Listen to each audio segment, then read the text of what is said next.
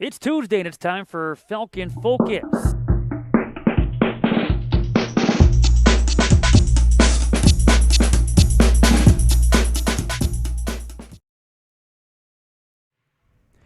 Welcome to this week's edition of Falcon Focus, a special December edition as we wrap up our first semester here of Falcon Focus, episode number 12 here in season number 4. My name is Matt Menzel. In segment number 2, we recap 2022. Hard to believe, but 2022 is quickly coming to a close. And to do that, we bring the sweater vest on for segment number 2. We will zip on in, that being the Director of Athletic Communications, Jeremy Crawford. But up first here in segment number 1, our focus on women's hockey, off to a nice start here in 2022-23. Ashlyn Marshall, a sophomore forward, kind enough to join us. Before we talk hockey, I want to talk Colorado. Yes, and before we talk about your hometown, how did you end up at Concordia by way of Colorado? My mom is actually from the Midwest. My aunt lives in Appleton now. So when I was doing my college tours, my aunt said to look at Lawrence, and on our way up there, we actually saw Concordia, and I came here instead of there. Did you ever make it to Lawrence? I did, but What was the selling Lawrence. point about Concordia? The Bluff. The Bluff. The Bluff. Tell us about your hometown. So I actually grew up in Telluride, Colorado, which is southern. It's in the mountains. I grew up a ski racer, actually. I didn't start playing hockey until I was about 9. I literally just started playing because my friends started playing. But yeah, I grew up a ski racer, doing every sport imaginable. And then I moved to Vail middle school, and that's when I picked up my hockey career. And then I eventually moved to Denver to pursue hockey. Tell us about being a ski racer and how intense that got. Yeah, my dad grew up a mountain man, so he was always my ski coach. So it was really intense. Individual sports, they can get intense. So it was a lot of pressure on myself, and so that's why I eventually chose hockey. But yeah, it was a grind. I loved it. Well, you talk about growing up in the mountains, and we complain here in Wisconsin about way too much snow. I got to believe it's nothing here compared to what you were used to growing up.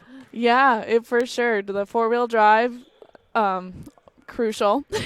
Yeah. So yeah, navigating the roads, snow days. We actually, growing up, we had ski PE. So one day a week we would get to go skiing for our PE class. Jeez.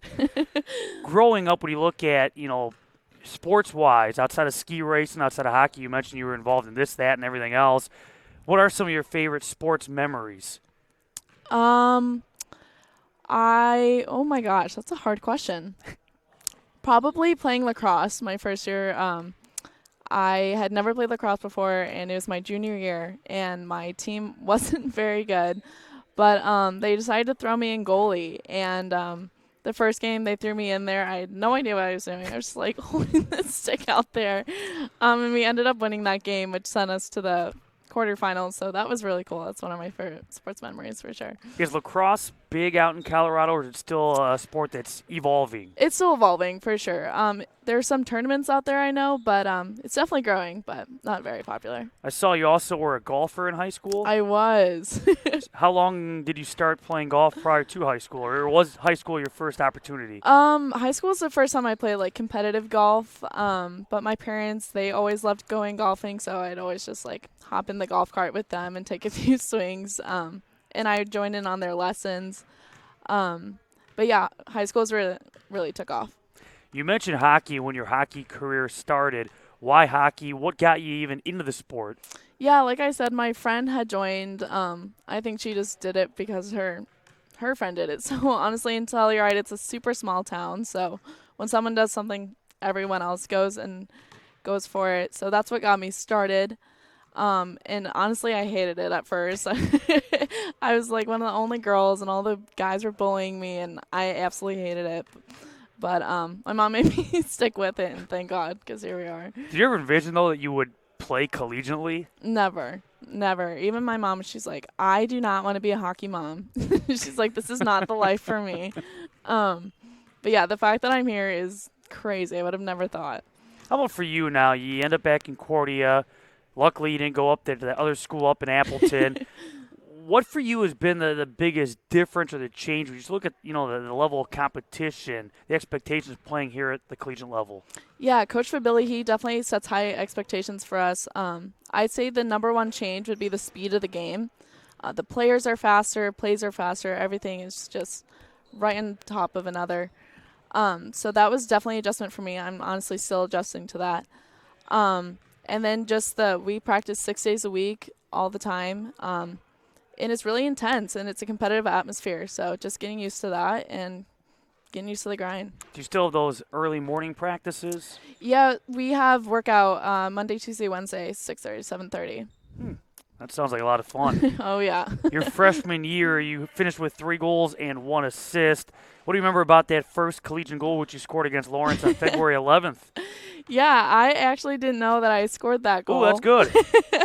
I was screening in front of the net. I actually thought it was my teammate Megan Petrino, but you were on the announcement, I'm pretty sure. It said it was me. Are you implying that you may not have scored the goal? Hey, I looked back at the footage. I saw it. But then the next day, I got my 2 other ones, and those were for sure Yeah, mine. I was going to say the next day you had a 2-goal performance also against Lawrence. And I can say whether I said it or not, and I'm not sure if I did or not, but Jeremy does go back and watch the film. So somewhere you may have tipped the puck. So February 11th, then a multi-goal performance the very next day. How about in preparing for this season now, year number 2? What's been the focus mindset coming into this season for you? For me, personally, it's just personal development. I personally want to get stronger and faster, for sure. And just really be trying to put it into words. Sorry. I honestly don't know how to put it into words. I'm just trying to better myself as an individual for my teammates. And that's all you can ask for. And you look at the way the team's playing, and a lot of players have really stepped up already. This is an experienced team. A lot of players back from a large freshman class last year. And the Falcons are off to a 6-3-1 start last week, receiving votes in the national rankings for the second time in program history. Your thoughts on the way the team's playing through 10 games? Team has been playing awesome. We had like a 4-game winning streak. Team was buzzing, which was absolutely awesome. We have a lot of young talent this year. My class, we have 11 sophomores, and then this class of freshmen, we have 5. So super young team, super young talent, and I think everyone's really clicking together lately. And the systems have been working in our favor. Besides this last weekend at Norbert, I think the pucks have been bouncing our way, and we're ready to get at it with Finlandia this weekend. And right now, when you look at the highlights of this early season, of course, nice upset of number 5, UW Eau Claire back on the 1st of November. That was a 4-3 final. We talk about when you look at eligibility, it's still a young team on paper, but, with so many players back from last year, how close is this squad? Just kind of knowing who's who and what to expect from each other. Yeah, I say our team chemistry is one of our strong suits. We're always together, whether or not we have to be. And coach and the team makes it a priority to make team bonding a part of our program. It's part of the atmosphere, and it's honestly what contributes to a lot of our success. So how great is the competition level in practice with so much experience and so many, just players that know what they're doing? Yeah, for sure. It's healthy competition because we do have scratches this year, healthy scratches. So as much as you love the girl sitting next to you, you also want her spot. So that has really driven up the intensity of practices and the competition level, which has been great for both the team and the individuals as well. Emily Reimke, along with Colleen Gillikin, are the 2 captains. How helpful have those 2 been to the leadership and keeping this team together? Yeah, absolutely. Emily has experience. This is her 3rd year being captain, so she has a lot of experience under her belt. So that's been awesome. And then Colleen Gilligan, she brings a more fun aspect into it. But she still, she knows the time and place to settle down and get dirty. So the 2 of them, they're really great power dynamic. Another Colorado person on your team is Annalena Van Herkie. Yeah. And she's been between the posts all season long, between the pipes. And when you look at Annalena Van Herkie, is there a comfort just knowing what she brings, knowing what you can expect from her on a game-in, game-out basis? Yeah, Anna has played astonishing this year, so having her in between the pipes is definitely reassuring for the team, knowing that we can somewhat rely on her, especially our first game versus Norbert. She stood on our head, and just knowing that we have that brick wall is really reassuring. And she had a program record for saves in the game with 61 earlier this season back on November the 5th against St. Benedict. You mentioned also adding 5 freshmen, very talented freshmen that already have combined to contribute 9 goals, 7 assists. How have they been fitting in? They're doing great. They're fitting right in. They're finding their way. I love them. They're a super great spunk to add to the team, and they're clearly proving their worth on the team. You mentioned coming up now this weekend, the team stays home, part of this 3-game homestand, hosting Finlandia on Friday and Saturday. Friday at the Ozaki Ice Center at 7 o'clock, and then a 4 o'clock drop of the puck on Saturday. The team is off after that until January 6th at Bethel. So what happens then? Okay, so you play the 2 games this weekend, then essentially about a month, give or take, off from game action. Do you guys continue with hockey activity? Is it a full break from hockey? What do you do during that time? Yeah, hockey is one of the harder sports to have a break from because not everywhere has ice. So it's mostly on your own. Coach will send workouts to get done and get completed. Ice time is kind of on your own. If you can get it, that's great. But, yeah, coach is really emphasizing to stay in shape just because of how great we've done thus far. Even during Thanksgiving break, we had a workout plan, even on Turkey Day. Now, do you get a chance to go back home for a little while? I did, which was really awesome. How about for this upcoming holiday? During this break, do you get a chance to go home? Yes, I do. Nice. Yeah. And so, how much of a break do you like to take? Do you take much of a break, or do you kind of stay in that hockey mindset? I do try to take a couple days off just because this, our season is so challenging and enduring. But it's also very important to stay in shape. So I'll probably take a couple days off, but get right back at it. Let's get to know Ashlyn a little bit better. What is your favorite holiday and why? Favorite holiday is Christmas. So you're excited now. I'm so excited. Now, are you one of those, and I say one of those, that starts to listen to Christmas music before the Thanksgiving holiday? Do you get in the spirit and start decorating beforehand, or are you like some that December 1st or right after Thanksgiving is when the season can officially begin? Guilty as charged. I'm usually right before Thanksgiving start putting on the Christmas music. And do you stop after Christmas, or you kind of let the season continue on for a little while longer? I'll probably go on a week or 2 into January. Favorite food? Favorite food, pasta. Any particular type? Oh, chicken broccoli Alfredo. There you go. It's a good one. Do you have a pregame routine? Pregame routine. I have my superstitions of who I stand next to in line during our warm-ups. Always have to take the stick, and I'm on aux, so always have to have a fire playlist. When you pick who you stand next to, does that vary based on how the team's been playing or how you've been playing? It's actually based off the first game. I had Savannah Hutchins in front of me and Olivia Kurtz behind me, and we won those first couple games. So it stays that way now throughout? It's been staying. No matter what? No matter what. Okay. Favorite part of hockey and your least favorite part of the sport? Ooh, my favorite part is the camaraderie and definitely the hockey hugs after a good goal. My least favorite part, probably the refs. That's fair. Bad Absolutely reffing. fair. Absolutely. Drop the puck already when they're going for a face-off.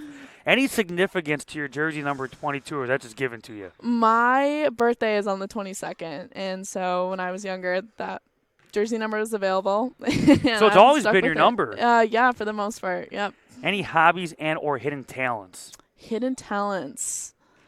Well, ski racing right off the Ski bat racing, is pretty yeah. impressive. Got that in my back pocket. Any other odd winter sports or unique winter sports you've been involved in? Did Nordic skiing. Ooh. That's a good workout. I can play the piano with my toes. That's my special talent. How did you figure that one out? Just one day you decided to take your shoes and socks off and play the piano? My friend had actually discovered her own hidden talent, and I wanted to see if I also had it. I kind of wish we had a piano, a little keyboard here. Put that to the test. Bella Noyle and I, we can both, so we can maybe sometime. That'll be another little. We'll have to get some footage of that at some point for a future hockey broadcast. Any siblings? I'm an only child. Only child. I am. What was that like growing up? It was kind of lonely, but sounds so sad. I know. But it was awesome being in a small community, so all of my friends were basically my siblings. To wrap up this portion, your dream vacation destination. Ooh, I'll say Fiji. How did you come up with Fiji?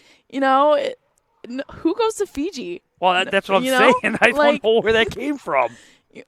Sounds real. I want to be like one of the only people who's gone to Fiji. There you You go. know, be in the sun on the beach in Fiji. We got some things we got to work through here. So Fiji, she plays the piano with her toes. Let's end it on a hockey note, though, and goals you have for yourself, for the team, for the remainder of this season. Consistency, both for myself and for the team. I think we struggle with playing an entire 3-period game. And then just for myself, playing at the level I know I can play at consistently. And again, it all continues Friday, Saturday against Finlandia. I do have to do a quick follow-up, though. So you play the piano with your toes. Can you play any songs? Or does it sound like any music? You know, I can do a mean Mary Had a Little Lamb. With your toes? With my toes. That's something else. That is In Focused. Ashlyn Marshall, we have uncovered a lot. When we come back, we put a wrap on. We need to put a wrap on 2022, and we'll do so with the Director of Athletic Communications, Jeremy Crawford. Ashlyn, thanks for your time. And again, we'll see the Falcon women's hockey team in action 7 o'clock Friday against Finlandia. Stay tuned. It's Falcon Focus.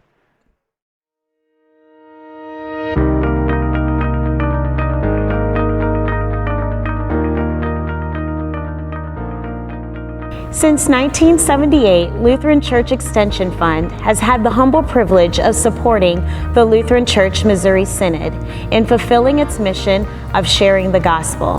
Thanks to our faithful investors, we provided thousands of church workers, congregations, schools, and organizations with the resources they need to reach more people with the saving name of Christ. It's what we do. Because our greatest joy comes from seeing LCMS Ministries and her workers thrive, we will continue to make precious resources available, both today and far into the future. It's our promise to you. We are Lutheran Church Extension Fund. We are Lutheran Church Extension Fund. We are Lutheran Church Extension Fund. We want to be part of your great and exciting work.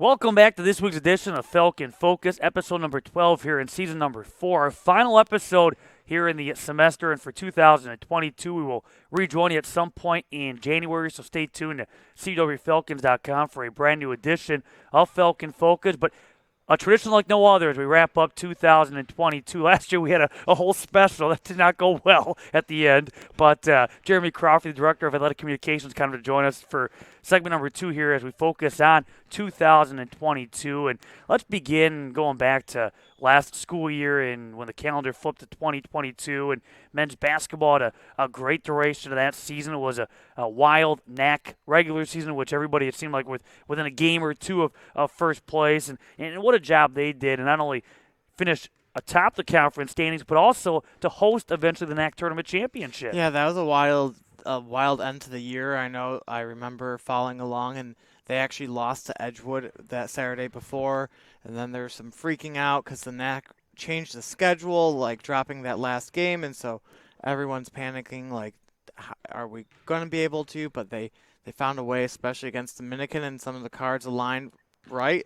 It was wild. I don't know if we'll ever see the NAC that log jammed again in any other sport, but it was a crazy ride, and Falcons came out on top and were able to host a few games here in the Arjan Book Fieldhouse, and then made it all the way to the championship. Eventually graduating, a heck of an athlete, perhaps a once-in-a-long-while type athlete in Jordan Johnson, leaving with 2,107 points. He's now playing overseas, but what a special talent. What a special talent, indeed. Like, when we figured out we were going to do this, I was kind of going through the year, and one of the nice moments was on spring break. You find out, like, on one random Monday, he's been selected as this, and this, and so, like, there's just, like, a story about, like, Jordan Johnson. Like, he won, like, 3 really great honors in one day, and it's just, like, that recap was just so long, and you just talk about all of his accomplishments, and he'll go down as one of the most decorated CUW athletes of all time. From basketball to the springtime, and some of the highlights from 2022 included softball, and another heck of a run they were able to put together, considering they were the quote-unquote road warriors. They played, 4 games out back because of field conditions and a wet spring, yet they found ways, regardless of what obstacles were thrown at them, to win games. A wet spring, a windy spring. Like, I think there was one weekend where we thought, okay, the field's finally dry. And then I go out to the field to bring out the audio box and whatnot. And you look to right field, and it's like, I think the wind tarp's down. And then you look a little bit harder, and it's like, the entire fence is down. And so I know that you had to find your way to a few games, and it felt like just the Jeremy Jamboree. We fit as much equipment and students that we could in the Subaru, and we had games at Marion, we had games at Alverno, we had games in some parks in Milwaukee, and so we really became road warriors. We learned where some of the speed traps were outside of Alverno. Like, it was a wild spring, but like I forgot about that. It seemed like every 2 seconds you look up and down that third base left field line, the cops were just picking people off one by left and one. right. I don't know who had more strikeouts. If Gina had more strikeouts or if the cops had more tickets pulled over there, but like that was just a great team to be around from that lineup. I know that Gina gets a lot of credit with the pitching, and Nikki Becker too, a great pitcher. So I know that pitching got a lot of the accolades last year. But like, as you know, 1 through 9 in that lineup could do damage, and especially in random games like that Benedictine game where that clinched Lakeland was supposed to. We won't get into Lakeland softball in this episode today, but I think the Benedictine game that went long, like, everyone stepped up, and all pitchers, all batters did, and they did work in the NAC tournament, and then they really did well in the NCAA tournament, and then just got tired against a really good Case Western team. That was a heck of a series, the 3 games they eventually played. Among the 4 games the Falcon were involved in from Cleveland, Ohio in the NCAA tournament. And by the way, if you get anything out of this episode, the PSA, don't speed near the Alverno softball field. Don't do that. We're saving your money. Just trust us. Happy holidays, early gift for you. Well, and another gift, I don't know how I can follow up that first segment. Like, we're going to have to get a keyboard now and have like a... Can you play the piano with your toes? I can't even play the piano with my hands. So. Well, that's fair. Also in the winter into the springtime, let's give some love to both acrobatics and tumbling along with dance. They were able to come through with some nice honors. Correct. Dance winning the conference title again. That program has been one consistent program. They're excited to really be able to compete in CIT. Looking forward here in the next month or so. Acrobatics and tumbling making history, the first ever D3 champion. I know that was a huge honor, and I know hopefully in the next few years we'll have that competition here as this grows and more teams are able to compete there. But Coach Sarah has just done an amazing job with that program.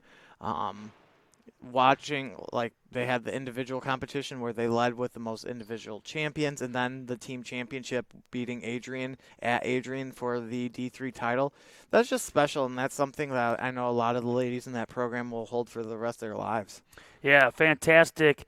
End of the winter into spring led to a nice off-season, a more normal off-season, at least for the athletic communications department and for athletics in general here at Concordia. But it also led to a very exciting and wild fall. And let's begin by talking about women's tennis and what a run they were able to put together in winning the NAC regular season championship. We'll see how that carries over into the springtime come tournament time. But Ricky Budowitz, the NAC Player of the Year, 6 Falcons claiming all NAC honors. That ties a program record.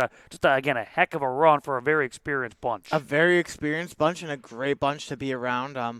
I was blessed that the women's tennis kind of had some matches that didn't overlap with anything else, so I was able to cover them if they were on the road or whatnot. And I was able to cover that Edgewood match, and that one went down to the very wire, a 5-4 victory, where Ricky came out on top. And just a lot of quality veterans and the young guns as well doing a great job. That team really loves to be around each other, and it really shows on the court and then off the court as well. But I'd like to bring up the Edgewood match. I taking photos, taking some highlights, and then like it's inside at Edgewood, so the lighting's a little off. So I was like, I got the photos that I needed, and so coach was like, hey Jared, can you monitor courts 1 and 2 and kind of help them out. And I would like to point out that my individuals and doubles team went 3-0 on the day and kind of helped Ricky get over that hump there. And the sweater vest effect. The sweater vest effect. That point came out to be the NAC clinching point and probably what got the coaching staff, the NAC coaching staff of the year honors. So I'm just going to, got Ricky to laugh during, a tight moment of the match. And so it was just like. That's not easy to do. She's focused. She is focused. Laser focused. And so, you look over, and that's, we got the joke where, I was talking to her. It's like, you know how I know you got this? And she's like, how? And it's like, they literally have 3 coaches over there, and you have the SID talking to you, and, we got this in the bag. I feel like that sweater vest needs to be framed and hung up here inside the John I agree, Fieldhouse. or at least saw off a Put third it in the of trophy that. case. Yeah, at least saw off half of the coaching staff of the year title and throw it up in the athletic communications office. How wild was men's soccer this past fall? They eventually, through a variety of this and that and the other thing, regular season champions. A year they would see Ivan Cuellar step up in a big way offensively. Jacob Stemper, he was able to come back and able to lead the defensive attack. Well, you kind of knew that this year was going to be wild from the very get-go. We had some very tight matches at home. We had the first ever Oktoberfest Cup where I know that was unique for everyone involved here. Not only were you on a bench, I'm getting yelled at for the officials. I think you guys are getting yelled at. I think I'm yelling at Josh to yell at someone for the officials. It was a chain of just yelling. That was a great atmosphere. It was a great atmosphere. The refs didn't think so, but no, you knew that was going to be a crazy season from the get-go, and then the years going on, and you're like, okay, these guys can hang with any team, and they hung with every team in the NAC, and you're like, if they can get some things rolling their way, they could probably end up NAC champions. Some things happened the weekend prior to the last matchup that kind of frustrated some other schools in the NAC. If you look at some of the tweets from the Northern Athletic Collegiate Conference or some of our things celebrating the championship. But we're following along, and all of a sudden we needed A to happen, B to happen, and C to happen, and we were taking care of Lakeland, so that was good, but we needed some results to happen with Aurora and MSOE, and both of those did, and crazy. I know you and I were talking about it, and you thought I was crazy, but a lot of people think I'm crazy. This has been touched on many times with people on the show. Sweater vest is too tight. Yep, sweater vest is too tight, cutting off oxygen to the head. But I said this could happen, and it did, and credit to Coach Oleska and the team. They fought and they did what they had to do. They fought to the very end in the NAC tournament against a very tough Benedictine team as well. And so a great season for the guys. Women's soccer had a fantastic end of their season in qualifying for the NCAA tournament for the third time in program history. They won the NAC tournament championship with wins over Edgewood, Dominican, and Illinois Tech, and that senior class led by Caroline Hoagland, Selena Eston, Isabel Downs, Jordan Lafferty, again, paved the way for another successful fall. Yeah, they kind of had a different season where things at the beginning weren't really clicking their way. They had some games where that just went either a tie or maybe they dropped, and injuries factored in. Yes, there a lot of big names were out for large portions of the season, and then I think that the first Dominican game was really the turning point. They didn't get the result they wanted, but I think that really lit the spark under that team, and then they were able to just charge through the rest of the way. They had some really great contests, especially in the NAC tournament. The Dominican game, they looked really sharp, and then even the Illinois Tech game, that might be the second windiest soccer game I've ever seen. If for those who are watching, if you heard a constant buzzing sound, they have a windmill right over the field, so that was howling the entire game. So a 1-0 result there, and then they make it to the NCAA tournament. I know that wasn't the result they wanted. They were hungry for a win, but I don't really feel that score was truly indicative of that game. They fought. Credit to Illinois Wesleyan, they got the goals when they needed, but the Falcons continued to fight to the end. And then I'll try to break news because I don't know how long it will take for Dinkelman to post this, but the Falcons will have 2 academic All-Americans, the first time that any program at Concordia has taken two COSADA academic All-Americans at once. So a great credit to show that Coach Mindorf focus is not only on the field, but their athletes do an outstanding job in the classroom as well. I hope that news comes out sometime this afternoon when this show also comes out. Yeah, I won't name names in case like Josh is actually speedy for once. He is. Yeah. He's pretty good same-day delivery. This time of year, that's not easy to do. I know. UPS. Yeah, well. Yeah. Women's volleyball, how about the season they put together? They have an interim head coach in Kevin Bittner. Lost some great seniors from the year before, and they were able to put together a 12-1 NAC season, regular season champs. A couple of highlights, a win against Aurora, 3-1 down in the land of Lincoln, but also here, knocking off then ranked 14th in the nation, UW Eau Claire, defending at the time national champs, knocked off UW Eau Claire 3-0. And again, number of players able to step up. And then Macy Carfinger named an AVCA All-American honorable mention. Yeah, I will say I don't know if I've seen a schedule here at Concordia such as a murderer's row like that they did. They start off the year at number 2 Calvin. They played most of like the powerful UW schools, and so you knew that they were going to be tough this entire year. They had so many 5-set matches, especially at the beginning of the year, where they were hanging against some of the best in the nation, and so you thought this team could do something here or there. And then that Aurora contest down in the regular season really opened some eyes. I think that these guys could do some damage, and they did. They clinched a share of the NAC regular season title, and like you said, Macy earned All-American honorable mention, and so another solid season for a consistent program where you thought this might be a little bit of like you said, they lost a lot of talent from last year. Interim head coach, Janelle Cott's no longer there, kind of seeing how that all meshed together, and credit to them, they got a share of the NAC title. And a team that it seemed like every other week they were involved in a number of 5-set matchups, and they certainly learned and were growing as the season progressed. Football is a big surprise this fall. This was a team that came in predicted to finish in 5th in the NAC, and yet the final day of the regular season, they're playing for a share of the conference championship against an Aurora team that had a great run through the NCAA Division III playoffs, a team that had a number of big wins along the way. They won the homecoming game over Eureka. They recaptured the Cheese Bowl trophy, knocking off the Fish, Lakeland, the Muskies 30-20. Also brought home the Luther Cup, knocking off Wisconsin Lutheran 45-21. A number of, again, solid wins along the way, and they seem to only get better and better as the season progressed. Team that went 8-3, 6-2 in the conference. Yeah, that, like you said, they just got better and better. Like the NAC preseason polls, I personally had them up a little bit higher, and so I thought they could do some damage, but being able to compete in a postseason bowl game, like I don't know, like I knew they'd be good, but I didn't know that we'd be in the middle of a blizzard, you and I, at WLC at the Lakefront Bowl. The Cousin Subs Lakefront Bowl. Against Monmouth. Against Monmouth. But no, like both of the rivalry trophies are home. Like you said, we were fighting for a NAC title coming into the last weekend.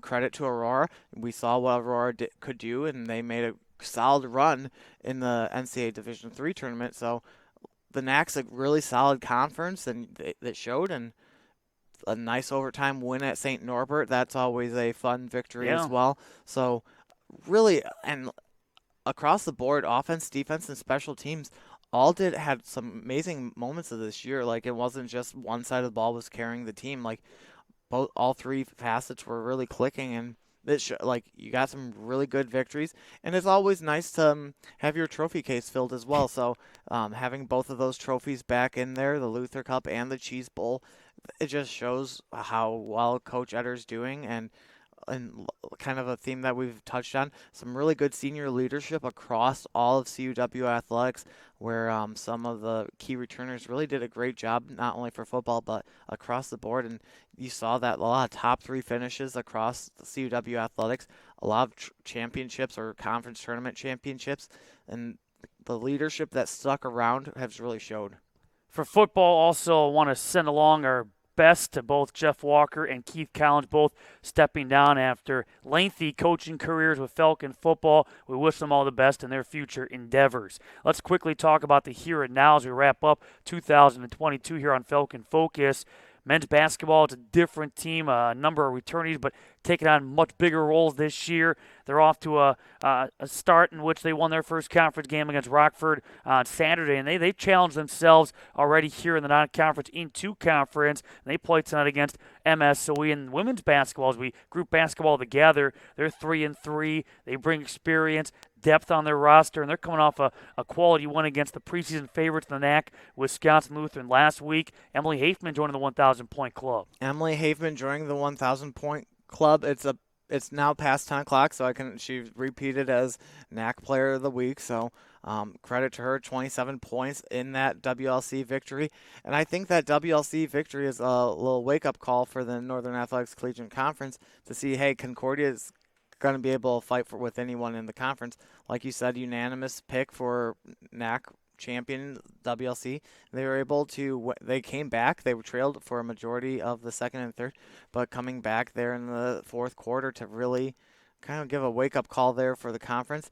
Men's basketball, like you said, when you not only do you graduate one of the most gifted student athletes in CUW athletics history, you also lost a lot of key rebounders and points as well with that senior class.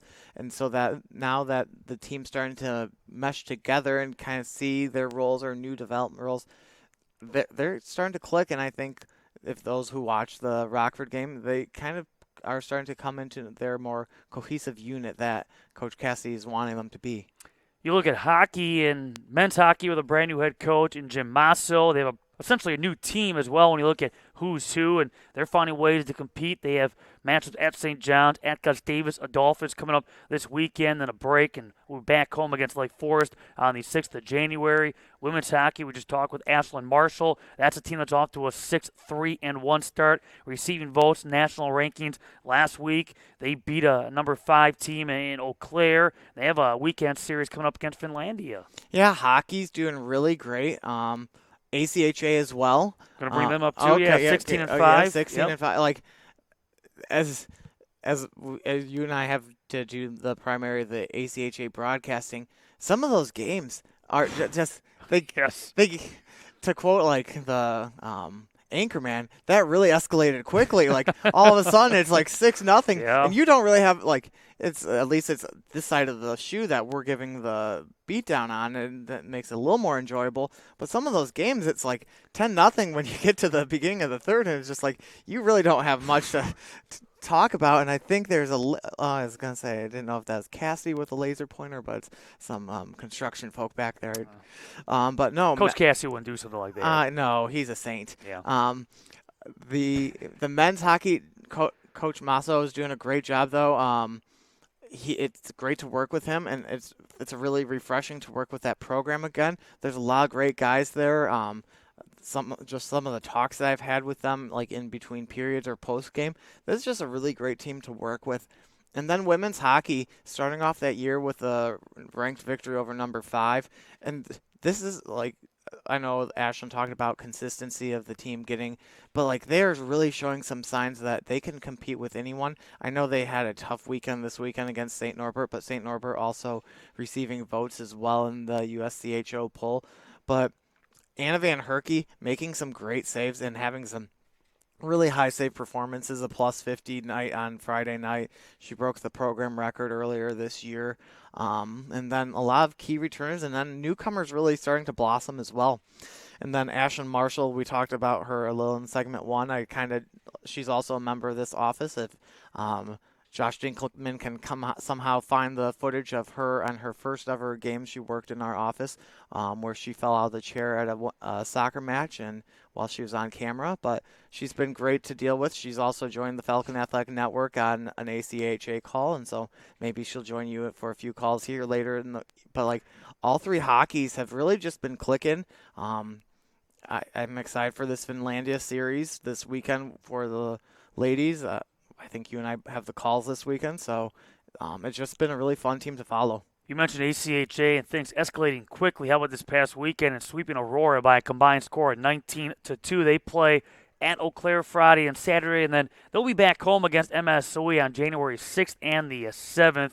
Wrestling, they bring back a lot of experience led by Jack O'Donnell. And before you know it, outside of wrestling, men's volleyball and acrobatics and tumbling will get started. Well, yeah, and like sticking on ACHA hockey, like things that like just watching them grow. They finally took home the rivalry trophy with Marion for the first time.